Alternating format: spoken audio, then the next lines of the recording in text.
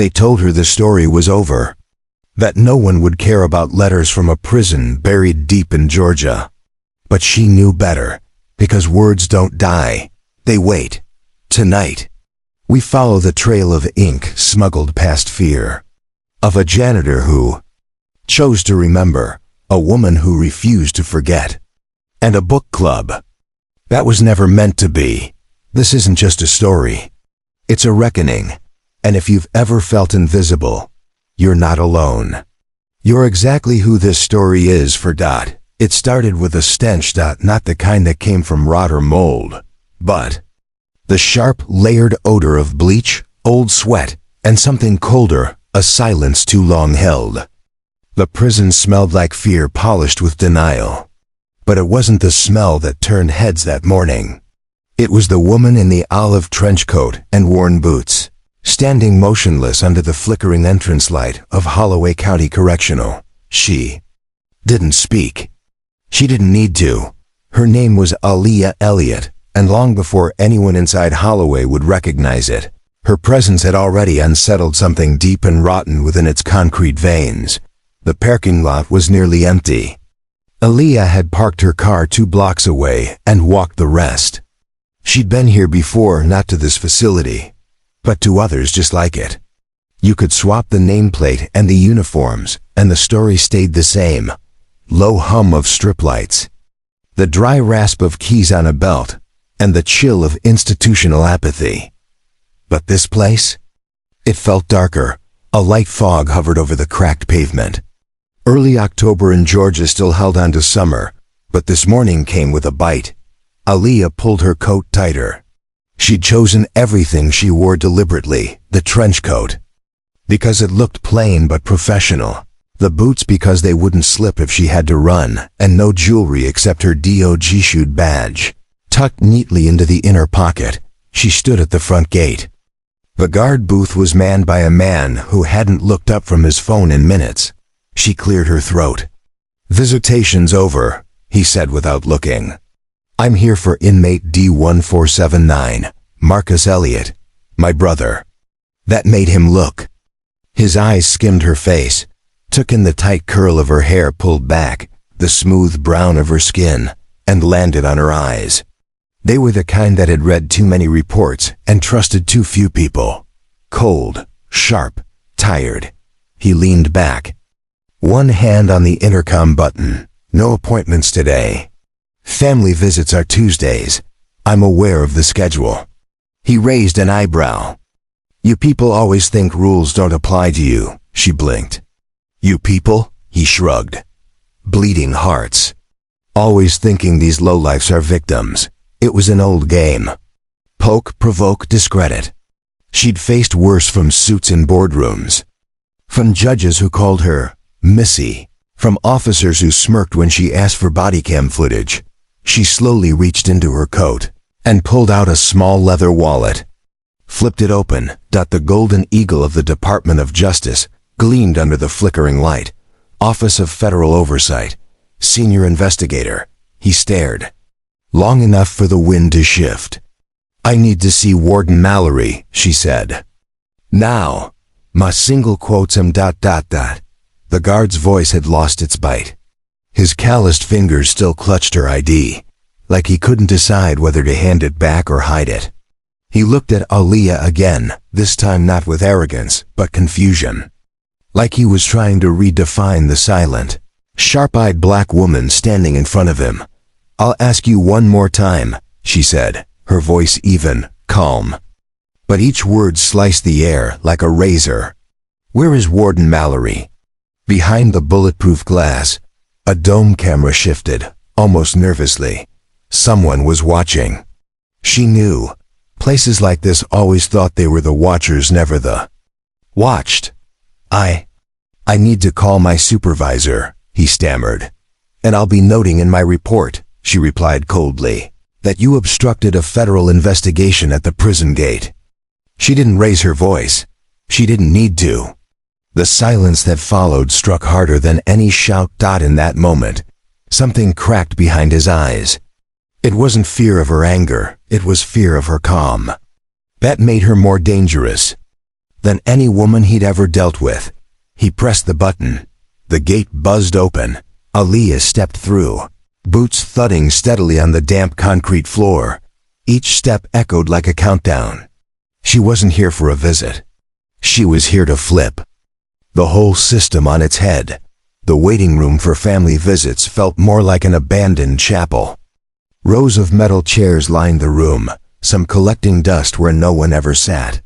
The walls were decorated with photos of honored officers, mostly white men, frozen in stoic poses, eyes devoid of warmth. A young girl in a torn hoodie sat hugging a backpack. Beside her was a pale woman with tired blonde hair, lips clenched tight, eyes locked on the clock. "What did your brother do?" the girl asked suddenly as Aaliyah took a seat. Aaliyah turned. The girl's eyes held no judgment, just honest curiosity, the kind the world hadn't yet taught to hate. "My brother hasn't been convicted of anything," Aaliyah said slowly. "I'm here to find out why he's in solitary." "You a lawyer or something?" That made Aaliyah pause. "Close enough. Are you scared?" Aaliyah looked straight at her. "No. Are you?" The girl looked down. "My mom says. My dad's not worth seeing, but I still want to." Aaliyah nodded gently. "That makes you brave." The door at the far end opened. A prison officer entered, crisp uniform, bald head, shoulders rounded from years of carrying authority. Deputy Warden, though he hadn't recognized her yet. "You're late," he grumbled. "Visiting hours ended at 11. "I'm not here to visit," she said, rising and flashing her badge. "Aaliyah Elliott, Federal Oversight Division." His mouth froze mid-scoff. 3 minutes later, Aaliyah followed him down the main corridor. The fluorescent lights above flickered, as if afraid. Doors to small cells lined both sides. Hallways. Noise didn't come from screams, but from the eerie lack of sound. "Your brother's in solitary for disrupting order," he said, trying to regain control. "We don't tolerate inmates who stir up trouble." "He yelled because another inmate collapsed in the yard and nobody came," she replied. "That's your definition of trouble?" "It is. We have protocols. And cameras, right?" He didn't answer. Aaliyah gave a small smile, not a warm one. "The kind you earn after years of watching men hide behind procedures." They stopped in front of a small window. Marcus was inside. The light was dim. His skin had dulled from lack of sunlight. He looked thinner. A mess of uneven beard clung to his jaw, but his eyes, those were still Marcus's eyes. The firefighter. The big brother who'd carried her out of a burning house when she was 6. He smiled faintly when he saw her. He didn't speak. He didn't have to. The deputy warden gave her a glance that tried to be dismissive, but landed more like retreat. "I'll give you 5 minutes." "You'll give me the time I need," she replied without looking at him. He hesitated at the door, then left. Aaliyah stepped closer to the reinforced glass. The small visitation room was dimly lit by a single overhead bulb, the kind of light that didn't illuminate much, just enough to remind you weren't free. Marcus sat on a metal stool, wrists resting on his knees. His jumpsuit was rumpled, his eyes bloodshot, but when he saw her, his lips curved, not wide, just enough. "Sis," he said hoarsely, like he hadn't used that word in years. She pressed one hand to the glass, her fingers spread. He did the same. And just like that, they were 6 again. Back in their old bedroom, building castles out of bedsheets. Back when fire drills were fun games and not traumas seared into bone. He leaned forward, whispering like the walls had ears. "Because they probably did. I didn't think they'd send you." "They didn't," she said. "I sent myself." He smiled faintly, eyes flicking toward the corner camera. "Still breaking rules?" "Still writing them." He let out a dry laugh that turned into a cough. Then silence. She studied him. The way his shoulders hunched, how his fingers twitched like they still wanted to hold a fire hose. She saw the tow prison, yes, but also the war inside him long before that.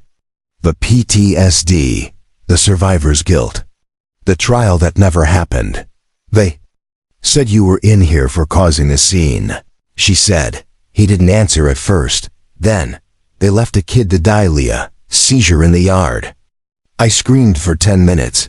Banged on the gate. They pepper sprayed me like I was the problem. Her jaw clenched. They dragged me in here. No charges, no hearing. Just darkened silence. I think they want me to disappear. He looked up. Am I disappearing? Her throat burned. She leaned closer to the mic. You're not disappearing, Marcus. Not while I'm breathing. He stared at her for a long moment. Then something cracked in his expression. A tear welled in the corner of his eye but never fell. Did Mom ever forgive me? Aaliyah closed her eyes. She died thinking you were a hero, she whispered. And she was right. Silence pressed in again.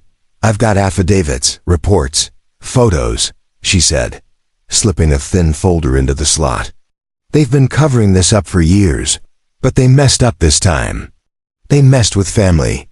He stared at the folder but didn't reach for it. You really gonna go after them? Her voice dropped low. I'm not just going after them.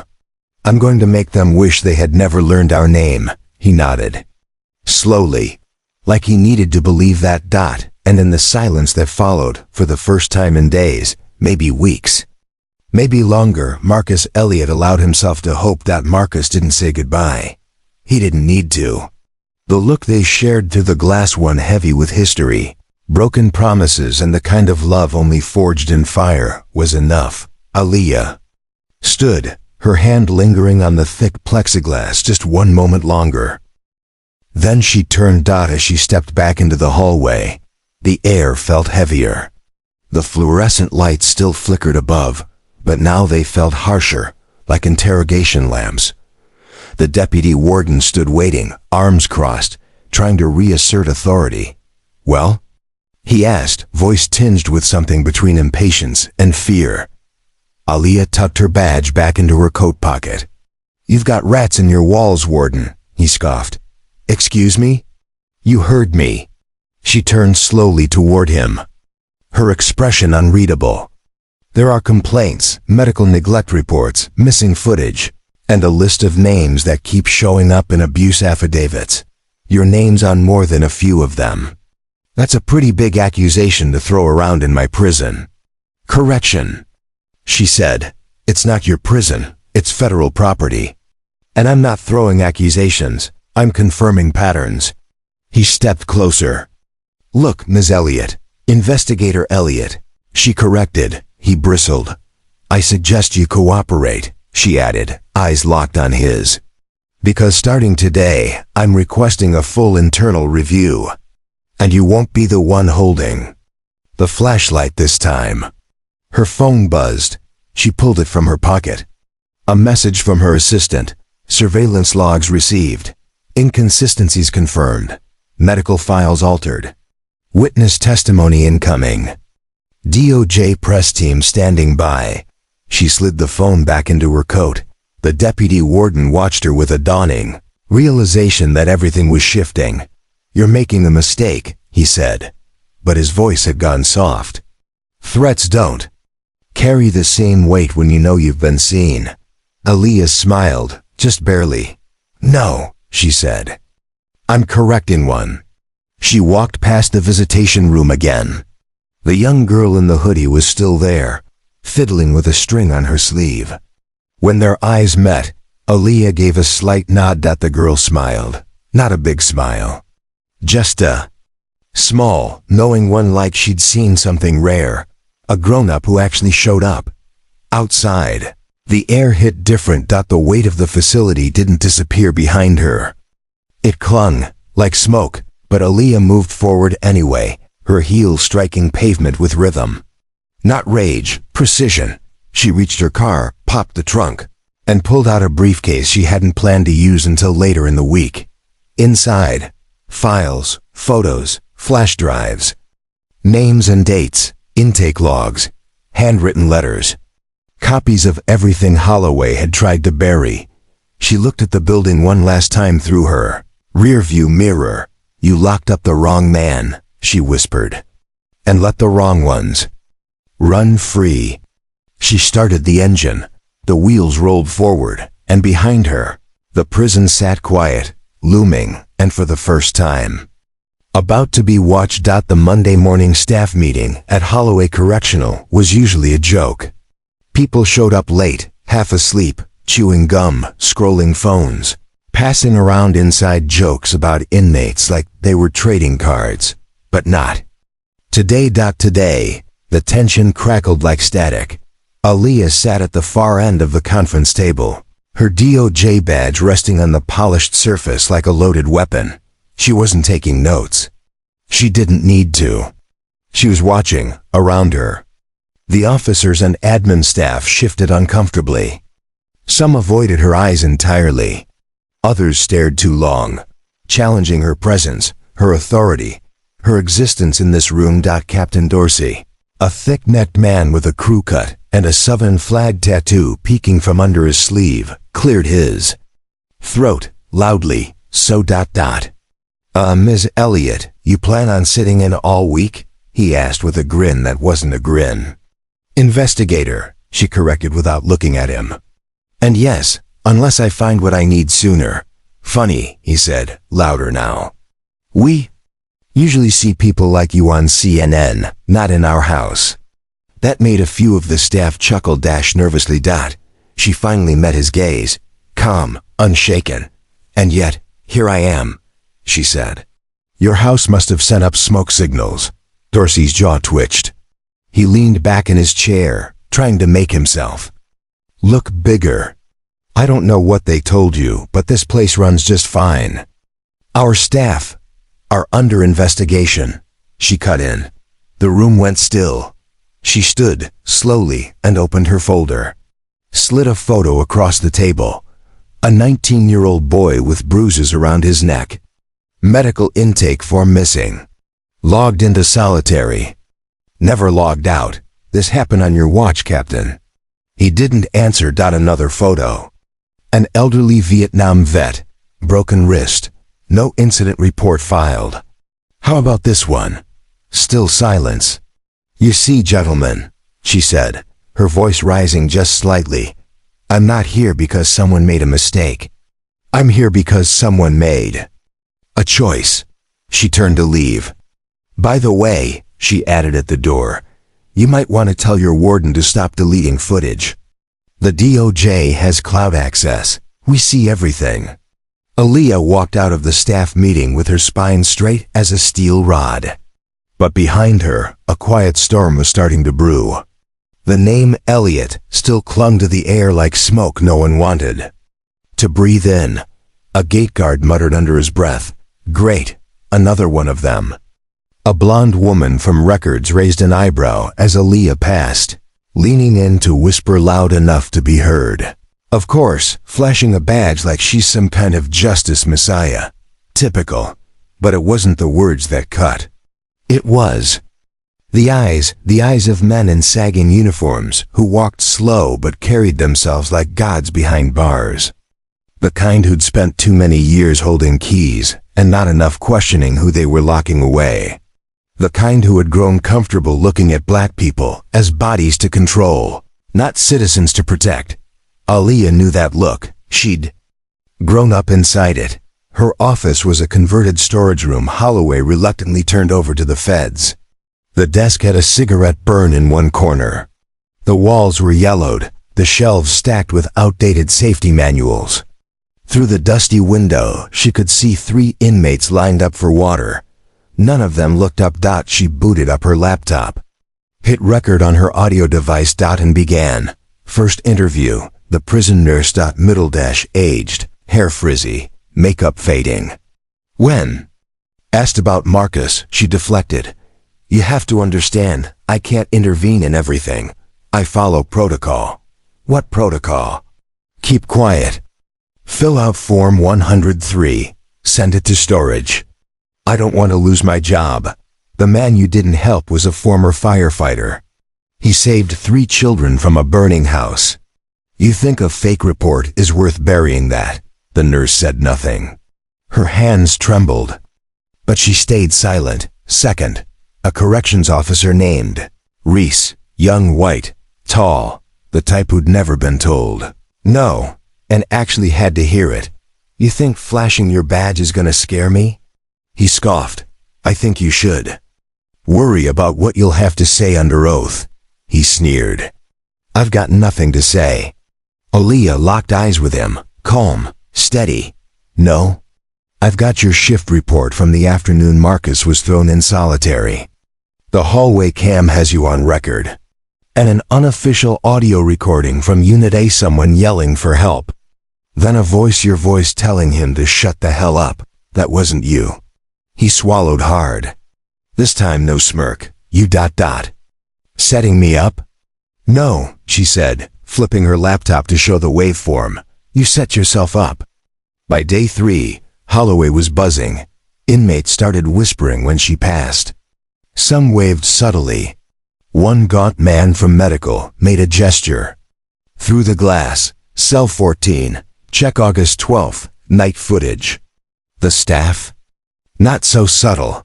That afternoon, when Aaliyah opened her file cabinet, a small blade was sitting dead center on the paperwork.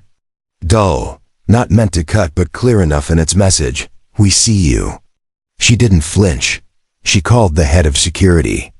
Filed a formal incident report. As they fumbled for answers, she added casually, "Camera on Tier 3 lost 36 minutes of footage yesterday. Same window when the blade was planted. You'll want to trace that." Day 4, Deputy Warden shows up.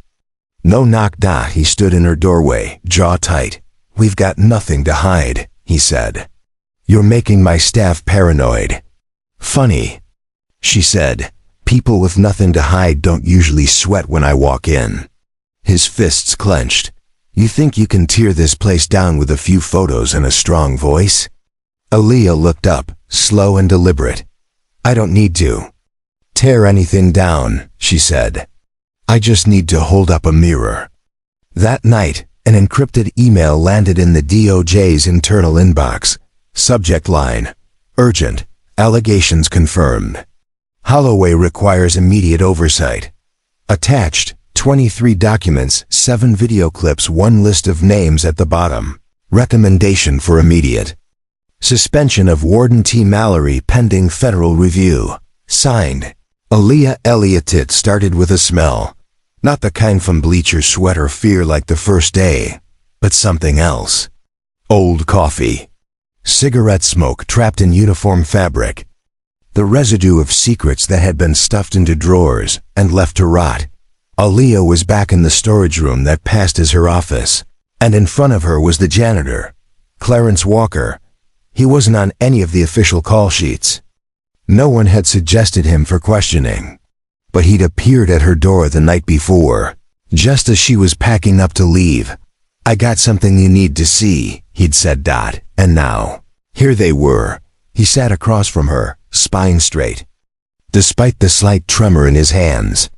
His face was carved with time-deep lines, sunspots, the faint edge of an old scar along his jaw. His uniform was too big, too old, and too clean. Like it was hiding something. "Been here 19 years, he began. "Longer than any warden. Longer than the plumbing in this place." Aaliyah nodded but said nothing. "I clean the messes," he said, eyes steady. "And I don't just mean mopping blood. I mean the mess they don't want seen."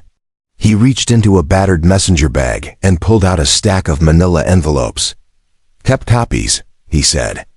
"Every time they told me to toss a file. Every time an incident got retyped.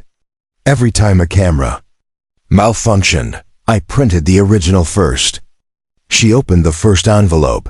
Inside, handwritten witness statements, medical logs, photos of injuries that were never reported, names. Dozens. She looked up.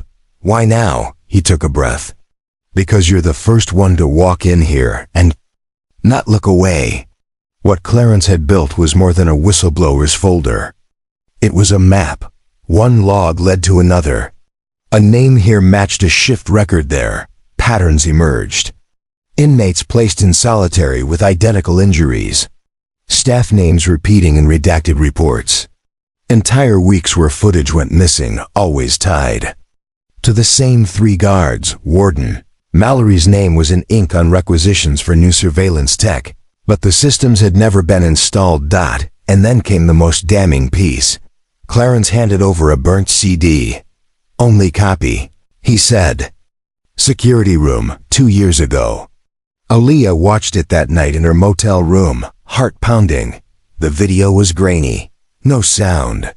But the timestamp was clear. An inmate being dragged into a janitor's closet by 2 guards. 15 minutes later, he was dumped back into his cell. Limp. Aaliyah recognized the inmate. He was on one of the death certificates, cardiac arrest. The report had said. But on the footage, he'd been breathing when they dropped him. She brought the evidence to the DOJ the next morning. Red folder. Marked urgent. Her supervisor called her into his office that afternoon.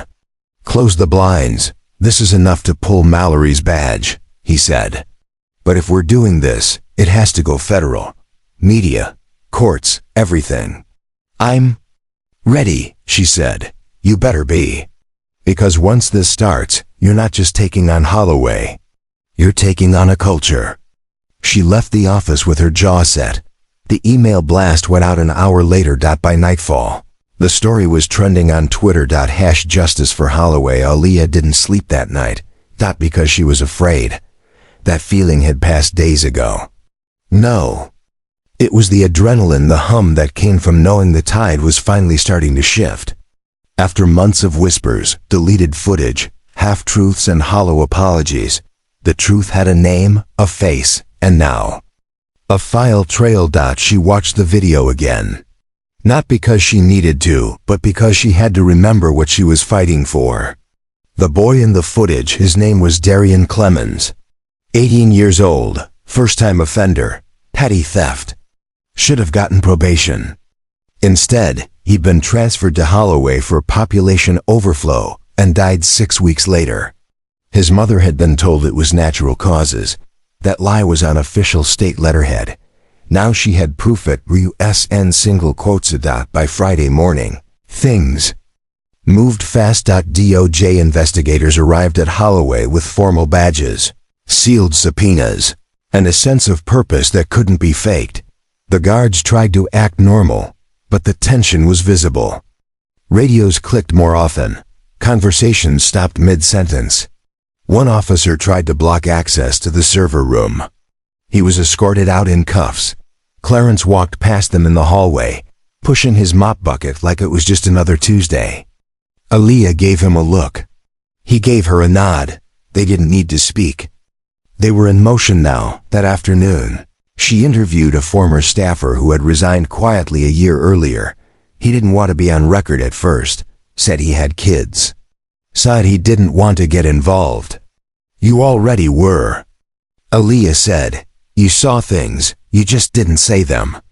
Silence, then the man sighed. "They used to call it room service," he said. "That janitor's closet. Guards would take someone in, teach them a lesson." "How often?" "Weekly, sometimes daily." "Did Warden Mallory know?" He laughed bitterly. It was his idea. He called it discipline off the books, said it kept the paperwork clean. That quote alone was enough to make the DOJ attorneys at headquarters lean forward in their chairs. Saturday morning, the media van started lining up outside Holloway's chain-link gates. Reporters called through the bars. Drones hovered above the roof. Families of inmates began arriving, some with posters, some with quiet stares. One woman stood for hours holding a photo of her son and a cardboard sign that said, "He went in whole. He came out broken." An officer inside grumbled, "They're making this a circus." Aaliyah heard him. She didn't respond. Instead, she stepped outside and gave her first on-camera interview. The footage aired on the evening news. "This isn't just about one facility," she said, her voice clear, steady. "This is about what happens when power goes unchecked, when voices are silenced, when suffering becomes routine. And I promise you," she added, "We're not looking away anymore." The soundbite went viral. People started digging into Holloway's history. Local officials scrambled to cover their ties. Mallory, oddly quiet for days, had yet to make a public appearance. Until Sunday. That morning, the warden held a press conference. Outside the prison gates, he wore his uniform, his medals, and a strained smile. "We maintain the highest standards at Holloway," he began. "We cooperate fully with all investigations." Aaliyah watched from inside her car, engine off, fingers steepled at her lips. "We regret any misunderstanding," Mallory continued. "But I stand by my staff. This is a coordinated attempt to discredit years of honorable service." Someone in the crowd yelled, "What about Darian Clemens?" Mallory blinked. "Just once, but the cameras caught it. I am not aware of every inmate's file," he replied. Aaliyah opened her car door, walked out, and stepped onto the gravel path in full view of every lens. "Warden," she called. Mallory froze. "Investigator Elliott," he said, forcing a tight smile. "Now is hardly. I'd like to deliver this personally." She held up a red folder, thick with stamped documents, subpoenas, warrants, witness statements, all with his name on them. Mallory didn't reach for it. She handed it to a federal marshal instead. Effective immediately, she said into the microphones, "Warden Thomas Mallory is suspended pending federal indictment." And just like that, the warden of Holloway turned pale under the Georgia sun. A silence swept over the crowd thick. Stunned. Electric dot, someone clapped dot, then another dot, then the whole sidewalk erupted. When the cuffs clicked around Warden Mallory's wrists, it wasn't just a sound dot, it was a signal. The sound of power being reversed. Of fear redirected. Of justice slow, stubborn, but finally arriving. The cameras caught everything. The way his hands shook slightly. How the crowd fell quiet again, as if afraid to believe what they were seeing. Clarence watched from the prison gates, mop leaning against his hip, eyes gleaming beneath his cap. He whispered to no one in particular. "Took long enough." Mallory didn't go quietly. His legal team moved fast, motioning to suppress the evidence, casting doubt on chain of custody, pushing back on media bias. But it didn't work. There were too many files, too many witnesses, too many names, scratched out and rewritten in the Holloway logs, too many ghosts. Inside the prison, everything changed, but not all at once. The guards were quieter now, several resigned. Others requested transfers. The ones who stayed watched Aaliyah like she was radioactive, but there were nods too, from staffers who had stayed silent for years, from inmates who knew this might not save them, but it might save someone after them. Aaliyah stood one morning by the prison fence, coffee in hand, watching a group of family members place photos of loved ones on the chain link wire, pictures of sons and brothers and daughters who never made it out. A woman approached her, mid-40s, weathered hands, eyes like thunderclouds. "You were the one who took down Mallory?" Aaliyah nodded once. The woman stared at her, hard, as if weighing something, then pulled something from her purse. A letter, creased and faded.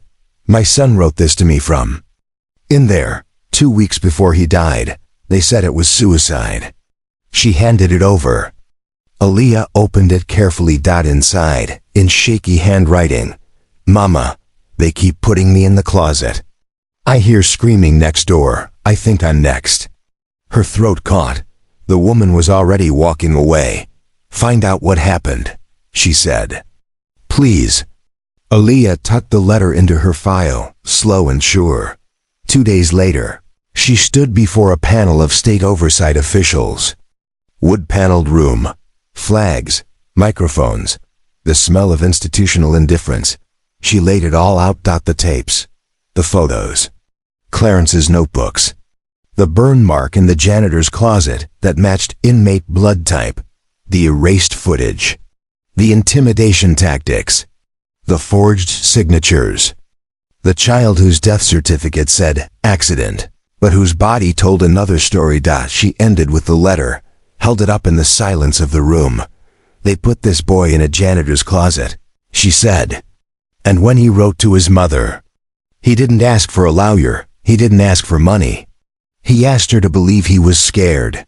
Her voice broke, but didn't fall. And you still think this isn't systemic? The panel didn't speak for a long time. Then one voice, an older man, his tie crooked, his hands shaking slightly, cleared his throat. What do you want us to do? Aaliyah didn't hesitate. Overhaul Holloway. Fire the complicit. Protect the whistleblowers. Build an oversight system with teeth, not paperwork. And rename the damn building. Later that night, she sat alone in her car, exhausted. She hadn't seen Marcus in 2 days. He'd been moved to a medical evaluation center. While federal charges were processed. She missed him, missed his laugh, his steady voice. Even the way he called her Lee like they were still kids. Her phone buzzed. Message from an unknown number. Heard what you did. For my brother. Thank you. D. Clemens. Another buzz. Cell 14 has been cleaned. Not by janitors. DOJ sent in forensics. They found what you said they'd find. She looked up at the night sky, tired and grateful. Back inside Holloway, Clarence walked alone through the hallway with his mop bucket. He passed by the empty office where the warden used to sit. He paused. Took off his cap, left it on the desk. And walked away. The truth didn't come clean all at once. It came in pages, in scars, in names written down and remembered. But it came, and it had Alia Elliott's signature on the first page. It began with a lunch tray, not a press release, not a new memo from Washington. A lunch tray. Clarence Walker was halfway to retiring for real this time. He'd boxed up most of his things, what few they were, and was planning to quietly leave Holloway after 3 decades of mops and secrets. But the lunch tray, that was new. It was sent from the kitchen with a post-it on top that read, "For the investigator." Aaliyah looked at it skeptically. Grits, overcooked chicken, one single pickle, a cookie that looked like it had seen war. Clarence, standing nearby, raised an eyebrow. Either it's a peace offering, or it's laced with sarcasm. Or salmonella, she added. She pushed it aside, but the note stuck to her finger. It had been written in pen over another note. Faint but visible. Help us. East Wing, Storage Unit 7. She looked up. Clarence leaned closer. I told you this place got jokes. Storage Unit 7 was supposed to be used for broken mop buckets and chairs missing wheels. At least, that's what the inventory sheet said. But when Alia opened the padlock and pulled the metal door up, what she saw was unexpected. 6 inmates, all seated in a perfect circle on plastic lawn chairs. Reading Shakespeare. One of them looked up and deadpanned. Ah, the feds. We were wondering when the audience would arrive. Welcome to the Holloway Literary Underground, said an older inmate with horn-rimmed glasses and a neck tattoo of a chessboard. Aaliyah blinked. I what? Clarence chuckled behind her. Told you, this place got layers. Turned out, after lights out, a small crew of inmates had been sneaking into the unused storage room to hold a rogue book club. Books smuggled in through creative trade agreements, involving ramen noodles and sketch portraits of staff pets. We started with Baldwin, one of them said. Moved on to Toni Morrison. Then we got a little ambitious. Macbeth's really about this place, added another. Power, madness, ghosts. It's all here. They laughed. So did Alia. It was the first time she'd laughed inside Holloway. Aaliyah closed the door behind her. Inside Storage Unit 7, the Holloway Literary Underground had resumed its gathering as if nothing happened. Someone was reading a soliloquy. Another was drawing something on the back of an old intake form. It looked suspiciously like a caricature of Warden Mallory dressed as Lady Macbeth. I keep telling y'all, said the inmate with the chessboard tattoo, Macbeth ain't the villain. He's the system. Laughter rippled through the room. Clarence looked at Aaliyah and shrugged. Therapy ain't cheap. This is theirs. She should have left. She really should have gone back to her desk and filed a report about unauthorized inmate activity. But instead, she sat down in one of the plastic chairs. The one next to her creaked like it hadn't been used since Reagan was in office. "Welcome," said the man to her right, bald, broad-shouldered, with glasses taped at the bridge. "We don't usually allow outsiders unless they bring cookies." "I brought a subpoena," Aliyah replied. Someone across the circle grinned. "We'll accept that." Power of literature. Turns out, this underground book club had started out of boredom and rebellion. When the prison library had its hours cut and the non-fiction section replaced by approved religious materials, one inmate had bartered 2 Snickers bars and a roll of toilet paper for a dog-eared copy of The Fire. Next time. Word spread. Books started moving through the system like contraband. One guy stitched Beloved inside the lining of his mattress. Another smuggled in Baldwin inside a hollowed-out 50 Shades of Grey cover, just to throw the guards off. It was illegal. It was petty. It was revolutionary. Later that day, Aliyah passed a corrections officer in the hallway she'd seen in earlier incident reports. Big guy, arrogant chin, suspicious eyes. He looked at her clipboard. "You investigating a prison riot?" "No," she said. "A prison book club," he scoffed. "Figures. They whine, you bring 'em Shakespeare. You let 'em read too much. They'll start thinking they're people." She smiled politely. "Maybe if you'd read more, you'd realize they already are." He didn't have a comeback. He never did. 2 days later, Aliyah walked into the admin office to find chaos. Someone had approved a requisition order for educational improvement materials. She knew that language. She flipped to the line item at the bottom. 32 rolls of extra soft toilet paper, scented for East Wing Shakespeare Club. The requisition had been rubber-stamped by the acting warden without reading it. Apparently, the inmates had labeled their group the Cultural Rehabilitation Society of Holloway Correctional. The guards thought it sounded fancy, so they approved everything. Clarence nearly fell over laughing. "You mean to tell me they're getting lavender toilet paper because someone quoted Hamlet in their incident report?" "Not lavender," Aliyah corrected. "Eucalyptus." One afternoon, a little girl was visiting her father in the visitation room. She couldn't have been older than 6. She was coloring quietly on the table when Aliyah passed by. The girl looked up. "Are you the one? Who reads books here?" Aliyah stopped, surprised. "Sometimes." The girl tilted her head. "You the only one?" "A beat." Aliyah crouched down to her level. "Not anymore." The girl nodded. "Good. Daddy said they only let people read if they behave." She whispered. "Daddy says behaving's a trick word." Out of the mouths of children. That night, Aliyah stayed late. She pulled out her own copy of The Fire next time and placed it quietly into the box marked Donations. She added a note on the inside. Cover, "Read this and remember, knowing is a kind of freedom."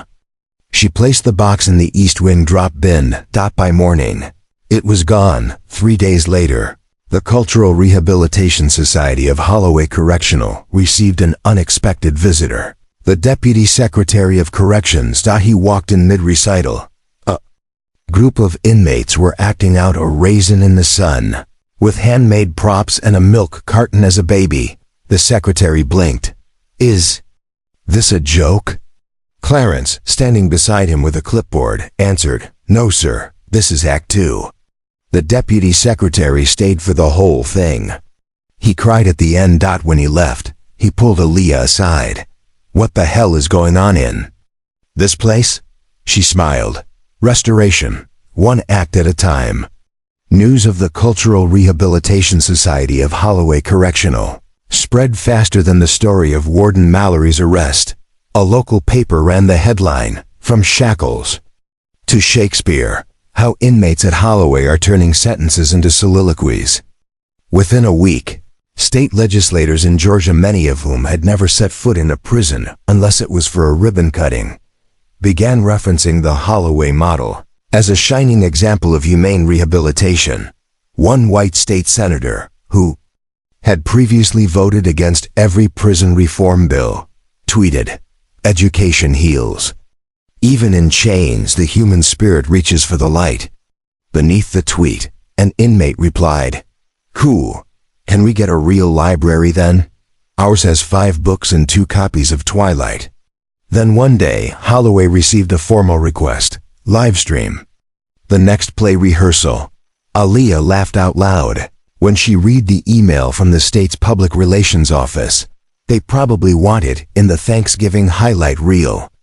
Clarence muttered, "As long as they don't ask the guys to dress up like pilgrims." She replied, but as the fame spread, so did the distortion. A newly appointed supervisor began giving VIP tours of the rehabilitation wing. The inmate actors were ordered to rehearse the same scene from Othello 3 times a day. One of the guards whispered to Aaliyah, "They call him performers now, but they still dock their meal credits if they flub a line." It didn't take long before Aaliyah realized the whole thing was being milked for image. One afternoon, Darnell, a key member of the book club, pulled Aaliyah aside after rehearsal. He pointed at his hand, where faint pen marks still lingered. "You know they banned me from writing a new script." "Why?" "'Cause I wrote about Holloway. They said it needed state-appropriate messaging." "What does that even mean?" He paused. No mention of beatings, no closets, no stolen mail. He looked her in the eye. "You told us we could tell our stories, but they only want the stories they can edit into a campaign ad." Aaliyah didn't respond. That night, she returned to Storage Unit 7. The plastic chairs were gone. The books gone. The circle gone. Just a single sheet of paper taped to the wall. In pencil, "We are silent." But not gone. The next morning, the media was invited back for a cultural showcase. But something went wrong. Instead of Shakespeare, a group of inmates stood in a straight line and began reading letters that had been censored. A raspy voice started, "Mama, I haven't been outside in 3 weeks. They say the camera's broken, but it still records every time a tour group shows up." Another, "They told me I was a good actor yesterday, but that night they locked me up 'cause I wouldn't smile for the picture." Each letter hit like a hammer. The cameras couldn't keep up. And then, the last man in line held up a book, "The Fire Next Time." Across the cover, someone had scrawled, "You want our story? Here it is, uncut." The room exploded. The video went viral. News headlines read, "Holloway inmates hijack state-sponsored showcase, read suppressed letters to America." A government spokesperson went on air. "This was an orchestrated disruption. It does not reflect the spirit of our rehabilitation program." An inmate reposted the clip with the caption, "Spirit of the program? You mean making us lead actors in a fake human rights commercial?" Aaliyah was summoned to Washington. Behind closed doors, she faced a series of cold meetings. "You've overstepped your role," one official said bluntly. "We support change, but gradually, incrementally, not in the 8 o'clock news cycle." She didn't argue.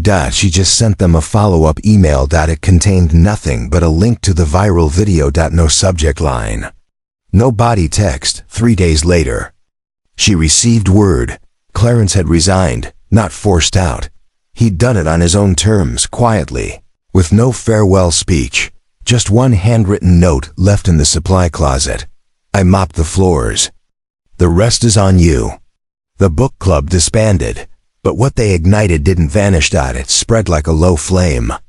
Letters were copied. Clips were saved. Quotes were turned into petitions.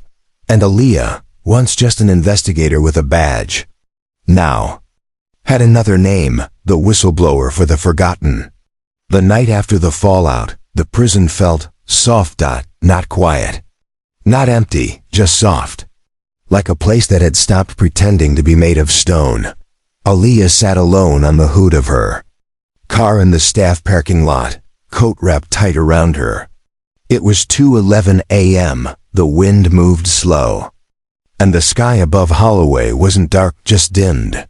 Like an eye half shut, she hadn't slept. Inside her coat pocket was a folded note Clarence had left behind, not the mop one. This one was different, smaller, crumpled, stained at one edge with what looked like old coffee. You can't reform a system built to feel nothing. But you can remember what it forgot, that we were people before we were numbers. That same hour, across cell block D, Darnell was writing again. He didn't have a desk. Just the concrete edge of the bed frame and a pencil stub he'd hidden inside the lining of his sneaker. He wasn't writing another play. Not this time. He was writing the night he'd been arrested. The sound the cuffs made. The smell of his mother's kitchen the morning after. The officer who said, "You think you're smart, huh?" The judge who didn't look up. The year his girlfriend stopped replying. The touch of her fingers on the back of his neck when she used to read over his shoulder. He wrote it all. No audience. No curtain. Just the need to prove, if only to the page, that he had existed fully, even when the world reduced him to a booking number. Elsewhere, in the women's unit, Maritza was tracing scars on her thigh with the tip of a paperclip, not to reopen them, but to remember why they closed. Her cellmate, Yasmin, sat cross-legged on the bunk above, whispering James Baldwin out loud. Love takes off the masks. We fear we cannot live without. They weren't lovers, but in the silence, in the unguarded breathing between each quote, there was something tender. Something more intimate than sex. Two women, no longer ashamed of what they had lost. No longer apologizing for how they survived. In the mailroom, a clerk named Devon, a man no one ever noticed, opened a letter addressed simply, "To whom it may concern." Inside was a drawing. Charcoal. Detailed. It showed a pair of feet, bare, dark-skinned. Chained, but the chains had flowers growing out of them. Tulips, to be exact. Below it, "Even if no one reads this, I have written it. I have bloomed anyway." Devon didn't know what to do with it, so he made a copy and taped it above the mailroom clock. Meanwhile, the Holloway Book Club continued. Not in the official space, it was long shut down, but in laundry rooms, in the backs of kitchens, whispered during exercise hour. Only now, it wasn't about Shakespeare. It was about them. Tell me about your first heartbreak. When did you know you were going to prison? What would you have named your daughter? No one laughed. No one flinched. Even the guards started lingering near the door longer. Not out of duty but curiosity, because in a place built to erase memory, the act of remembering together felt like resistance. On her last day at Holloway, Aaliyah didn't pack much, just her clipboard, a photo of her father, and the worn copy of The Fire Next Time, that had once been held up like a torch. She didn't say goodbye. She didn't need to. They all saw her as she walked out. Some nodded. Some tapped the window. Some did nothing. But she saw them. Fully. One by one, men and women who had once been case files. Now impossibly, gloriously human. That night, at a motel 2 counties over, Aaliyah finally cried, not because she was broken, but because the illusion was, the illusion that you could work in a place like Holloway and stay untouched. That you could just file reports and go home. She understood now. The most dangerous thing you can give to a prisoner isn't a weapon. It's a mirror, and in that mirror, she had seen herself too. BP Elogio. Months later, a package arrived at her door. No return label. No note. Inside was a handmade book. Cardboard cover. Hand-stitched binding. Title scrawled in pencil. We were never just prisoners. Inside were pages filled with poems, scenes, reflections, some raw, some angry, some so beautiful she had to stop reading halfway through. And tucked into the back pocket, a photo, Clarence, in civilian clothes, standing in front of a mural someone had painted, a man mopping a floor. But the mop trailed stars behind it, a single line written underneath, in silver ink. The night letters from Holloway hit 3 million views. No official statement followed. Not from the prison, not from the state, not even from the media. Instead, change began somewhere quieter. At a small-town library in Macon. A security guard, no title, no platform, set up a display by the front doors. A plain whiteboard. A thick black marker. It read, "Books they banned in prison. Stories they tried to silence." Beneath it sat 4 books. The Fire Next Time, Just Mercy, Invisible Man, Women, Race and Class. Each one had a handwritten note inside. My uncle's locked up. He called me crying after the video. First time I've heard him cry since '96. I work in corrections. I probably shouldn't say this, but thank you. A week later, in Washington, a stack of 600,000 signatures landed at the steps of the Judiciary Committee. The petition wasn't handed over with ceremony, just wait. Inside Congress, a young senator, once a literature professor, stood at the podium and read out loud, "You want our story? Here it is. Uncut." No one interrupted. No one looked away. No one joked. It was the rarest kind of silence in politics, one born not from unity, but from shame. In Atlanta, an arts collective painted a massive mural 3 stories high. In its center stood Clarence, mop in hand, silver hair, eyes calm, not angry, not defeated, just present. Each week, people showed up with markers and paint pens, adding quotes from the banned letters around him. A 7th grader scribbled, "I wrote this for my uncle. He always told me, you're worth more than your sentence." An elderly woman lit a candle and taped a note beneath the wall. "I lost my husband to this system. But today I saw someone else carry his light." Aaliyah never went back to being an investigator. Instead, she started teaching part-time at a community college. Her course? Narratives of the Silenced. But her real work happened off campus. She traveled across small towns, church basements, gas station lots, rural libraries, carrying an old wooden suitcase. Inside were printed copies of the letters from Holloway. She didn't display them in glass cases. She handed them to people. Let them hold the paper. Let them read. Let them break. Let them heal. 11 months after the live stream, a small theater in Savannah opened a new play written by Darnell.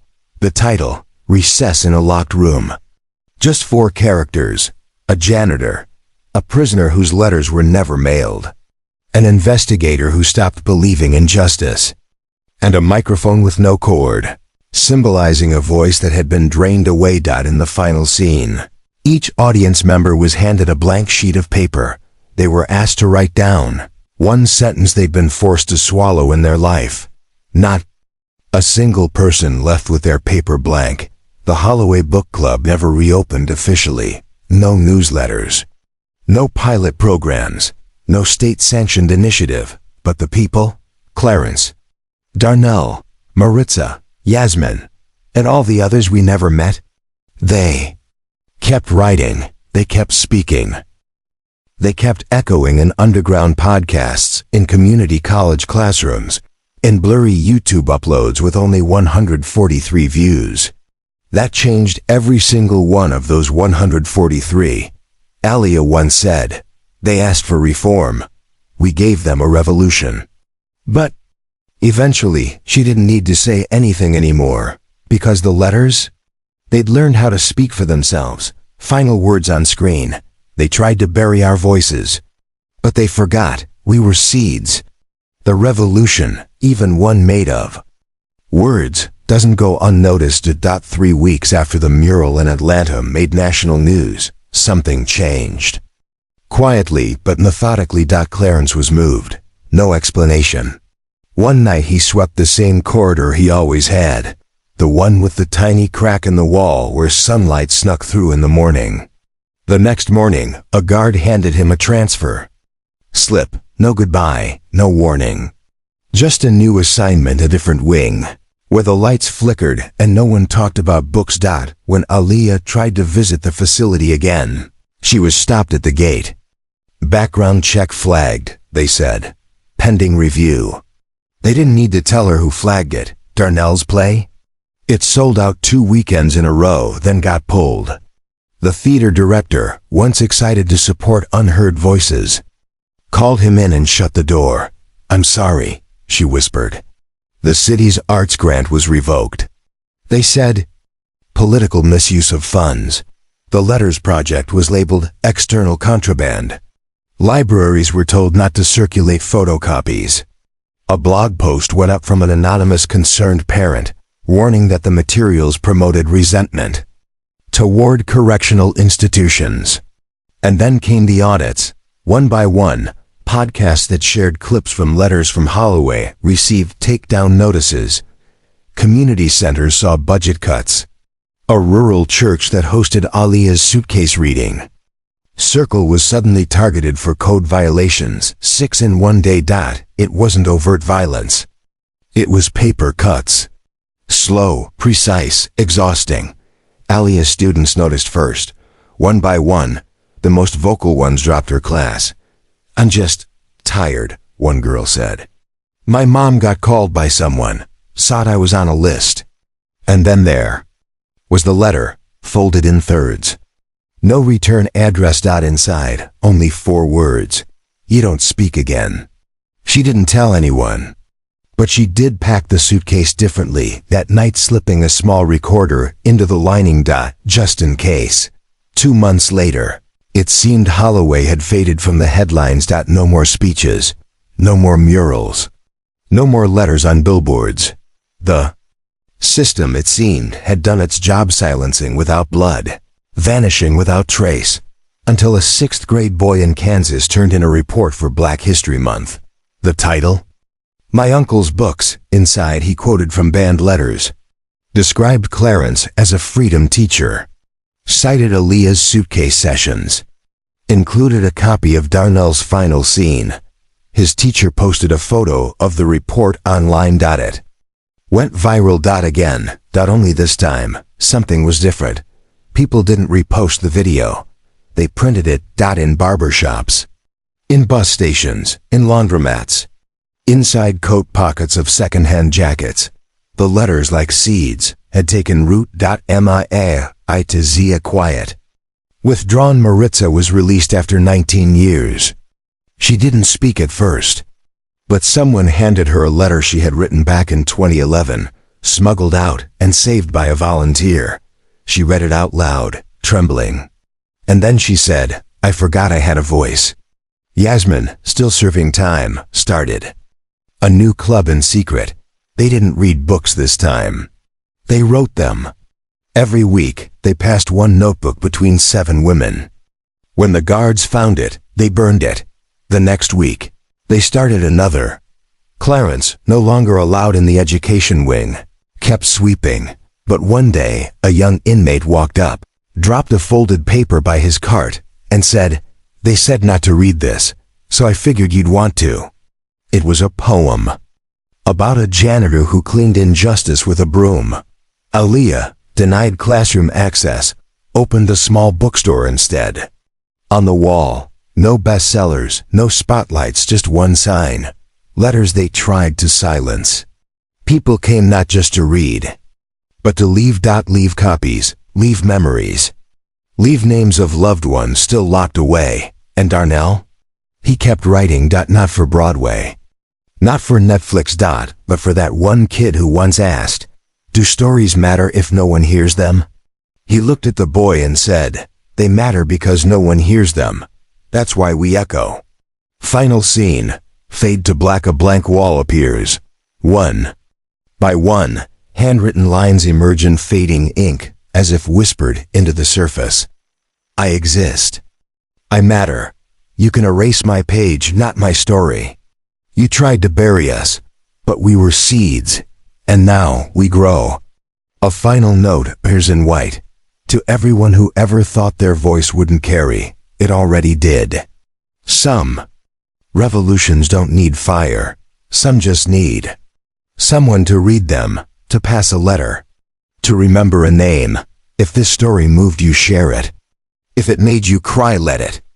And if you've ever had a truth too heavy to carry alone, know this: You never had to. We'll be here, telling the stories they tried to silence. One voice at a time. Subscribe if you believe stories still matter, because on this channel, they always will.